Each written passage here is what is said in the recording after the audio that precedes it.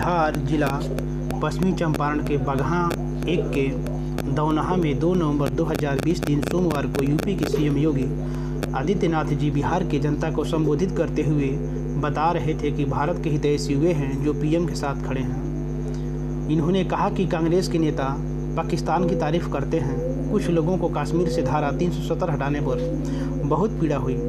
कांग्रेस के राहुल गांधी और ओवैसी को इतनी पीड़ा हुई थी कि वे बार बार इसका विरोध करते रहे। इन्होंने कहा कि पाकिस्तान के प्रधानमंत्री भी जानते हैं कि भारत के खिलाफ अगर कुछ भी करेंगे तो भारत की सेना घुस कर मारेगी। अपने संबोधन में योगी ने कहा कि श्रेयसी के स्वयं का व्यक्तित्व है। देश और दुनिया में इन्होंने जमुई का नाम रोशन किया है। श्रेयसी ने राजनीति में पहला कदम रखा है। पिता के नक्शे कदम पर चलना चाहती है। बिहार के उत्थान और विकास के लिए इसके पास विजन है। अपने संबोधन में योगी आदित्यनाथ ने कोरोना की चर्चा करते हुए कहा कि जब पूरी दुनिया में तबाही मची थी तब पीएम नरेंद्र मोदी ने डटकर कोरोना महामारी का मुकाबला किया। कोरोना काल में गरीबों के लिए कई योजनाएं चलाई। गरीब कल्याण रोजगार योजना के तहत लोगों को लाभ मिला। गरीबों को मुफ्त में अनाज देने की पहल शुरू हुई। उन्होंने कहा कि बिहार सीतापुर की मायके है, इसलिए बिहार के कोई भी व्यक्ति यूपी पहुंचता है तो उसे कोई भी दिक्कत ना हो, इसका पूरा ख्याल रखा जाता है। अपने संबोधन में योगी आदित्यनाथ ने राजद के नेता तेजस्वी यादव पर निशाना साधते हुए कहा कि राजद के युवराज 10 लाख युवाओं को रोजगार देने की बात करते हैं। उनसे मैं पूछना चाहता हूं कि 15 वर्षों के शासनकाल में उनके पिता और माता जी ने कितने को नौकरी दी। अगर गरीबों के उत्थान के लिए थोड़ा भी सोचा होता तो गरीबों का मकान, गैस कनेक्शन से लेकर सारी सुविधाएं मिल गई होती। राजद के पोस्टर में एक ही परिवार के 4 लोगों को फोटो है। रघुवंश बाबू इसी का विरोध किया करते थे।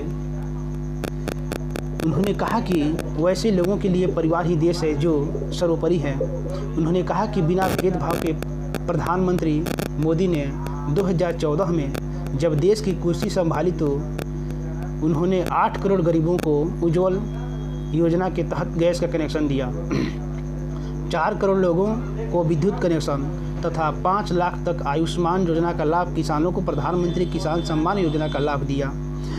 उन्होंने कहा कि पीएम नरेंद्र मोदी ने दुनिया में भारत की अपनी अलग पहचान बनाई।